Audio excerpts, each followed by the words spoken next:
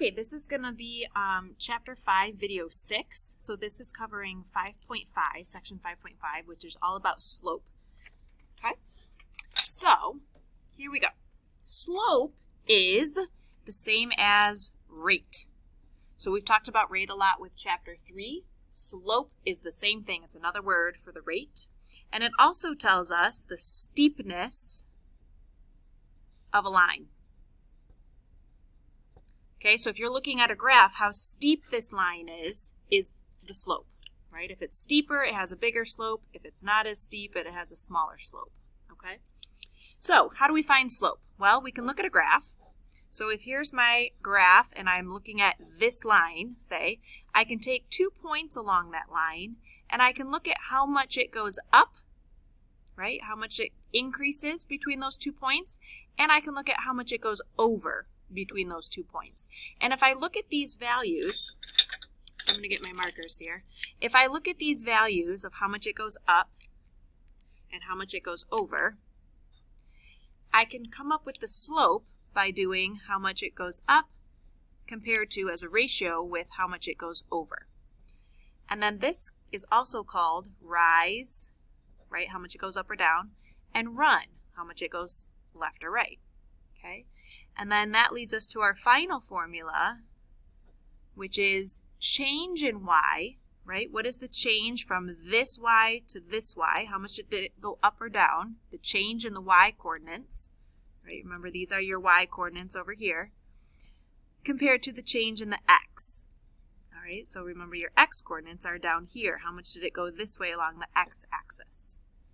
So this is the final formula that we're going to use. And these triangles just mean change. It's the Greek letter delta for change. Okay? So, to summarize, slope is the same as the rate. It's telling you how steep a line is when you graph it. And we can find it by looking at the graph, by calculating how much that line goes up compared to how much it goes over, which we also call, or a lot of textbooks will call this rise over run. And we also say it's the change in the y, so how much the y changes compared to how much the x changes. Okay? So let's do a few examples. How do we find the slope of a line from a graph? Well, we just said that we're going to need to find the change in y over, and we also need to find the change in x. And then divide those, or write them like a ratio or a fraction. Okay? So the change in y, remember, tells you how much does the line go up. The change in x tells you how much does the line move over. All right, and we always go from left to right. So we always read our graph from left to right. So if I'm looking at these 2 points, right, they label them for me, I can find how much it goes up. Right, it went from 0 to 2, so it went up 2. And how much it goes over? Well, from 0 to 5, so it went over 5. So if I want to put that together as the slope, 2 over 5. And usually we leave our slope as simplified fractions. So that would be my slope. Now this one, here's my line. If I go from this point to this point, let's see, I'm going from 5 to 8, so that means I'm going up 3. And I go from 1 to 2, so I go over 1. And I would just simplify it. So my slope is 3. Okay? So you take a minute to write the slope for these lines. So pause it and you find the slope for these graphs. Okay, so I took a minute to just find my over distances and my up distances, and I labeled my triangles here. You'll notice here I used, when I see that it goes through 0, 0, I can just make a little triangle there. I don't have to use this big triangle way over here. And then I put the change in y over the change in x and made sure it was simplified. So there's my slope. Now they asked me to write the equation. Well, the equation is just using the slope or the rate like we've done before.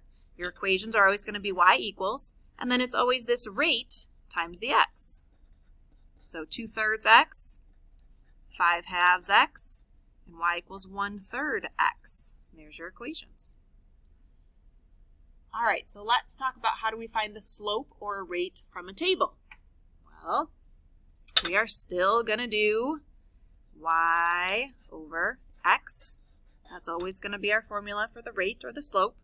So we're going to take any of the points and do y over x, and then simplify it, okay? So let's look here.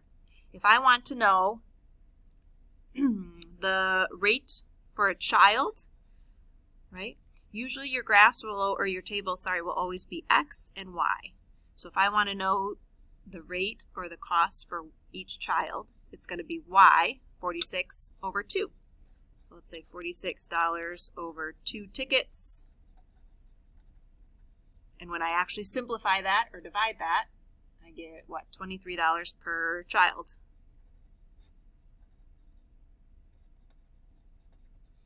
Okay, so you find the rate for adults. So take the adult price, right, divided by how many tickets you got to find the rate per adult. And then go ahead and try the next one too. How many earnings, right, how many dollars per hour do you earn? If you take numbers from the table here, remember, you can see it here, it's a little hard to read, but this is x and this is y, and you're always going to want to set up y divided by x to get your rate or your slope. So finish these couple examples and then we'll come back and check. Okay, so you can see I set it up for adults and got $31 per person, and I found my rate for this chart or this table and got $5 an hour. So then how do we find the rate from an equation? This is probably the easiest one of all. We already know the rate is the number multiplied by the x. We talked about that in chapter 3. So here my rate is 3. Here my rate is -4. Here my rate is 5/4. So it's always the number, the coefficient of the x, or the number multiplied by the x in your equation. Okay, so let's flip it over and talk about how do we find slope from 2 points. Well, we have our formula, change in y over change in x. Well, to get the change in the y, that means we need to subtract our 2 y values to figure out how much the y's changed, and subtract our 2 x values to figure out how much the x has changed. The only key here is we just have to make sure we do it the same way for both of them, okay? So I'm going to fill this part in and then we'll do an example together, okay? So let's remember that slope is rise over run. The rise is how much your line goes up. The run is how much your line goes over. And then that brings us back to here, right? How much it goes up is the change in the y coordinates. How much it goes over is the change in the x coordinates. And so I would find these by subtracting, okay? So let's look at this example you see here, all right? I like to do this. I like to draw arrows from y to y, and then an arrow from x to x, and just make sure those are going the same way. And then I set it up. So I always write down change in y over change in x. The y's went from 3 to -6, so you can write that out or do it in your head or do it in your calculator. But from 3 to -6, it went down 9. And then I say, okay, the change in the x's from -2 to 1, that went up 3. And then I just simplify that. So my slope would be -3. Okay, let me do one more.